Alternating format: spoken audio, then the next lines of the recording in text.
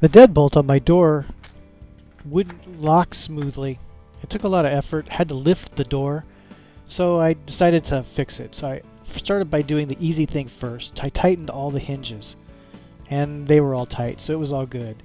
So I began to look at the door and how it hung in the door frame, and I noticed that at the bottom of the door there was a large gap, whereas at the top of the door it was a very small gap. And so I realized the door is hanging low, and that's what caused the bolt to hang low. So I removed the bolt, all the screws from the hinge on the bottom side, and I didn't show all the screws come out here. All four come out, but and I'm going to use this piece of aluminum, which is 5/100 of an inch thick. At the end of the day, I think I could have used something a little thicker, and all I'm doing is I'm going to trace around the hinge itself onto the aluminum so that I'll know how big the hinge is. Now, when I cut this thing out, smaller is better, so I want to cut inside the line. I don't need it to be an exact fit by any stretch of the imagination.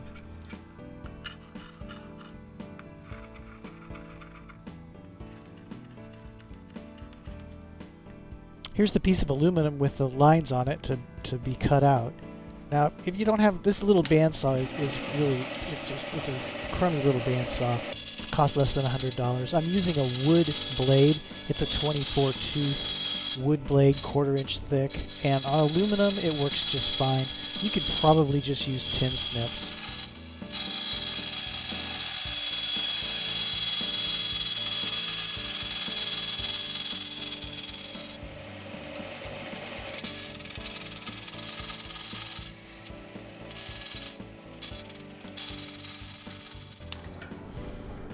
Next, I'm going to drill the 4 holes for the screws, and once again, slightly big is okay. It doesn't take a lot. In fact, this shim being aluminum, I checked the This Old House site. They do the same thing, but the guy there used cardboard. It's not a corrugated cardboard like on a box, but a thinner cardboard like poster board, and he used several of them. And he just used scissors to cut his out. I didn't feel like cardboard was enough. I wanted something a little more solid, so I went with the aluminum. I happen to have a scrap laying around, and it's pretty easy to work. So once again, this is a drill press. Any old hand drill could probably do the same thing. Now, the first time I did a test fit, and it was a little long. It stuck out past the back of the hinge. So I went back to the saw, cut the shim a little bit thinner, and now it drops right in.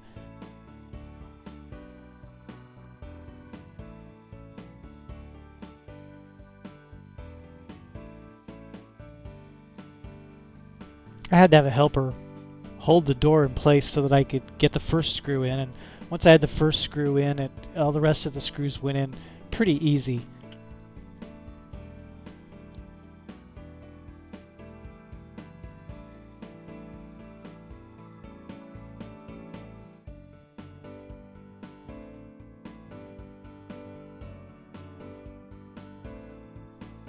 Well, with that one thin shim in, suddenly the door latch closes easily with just one hand.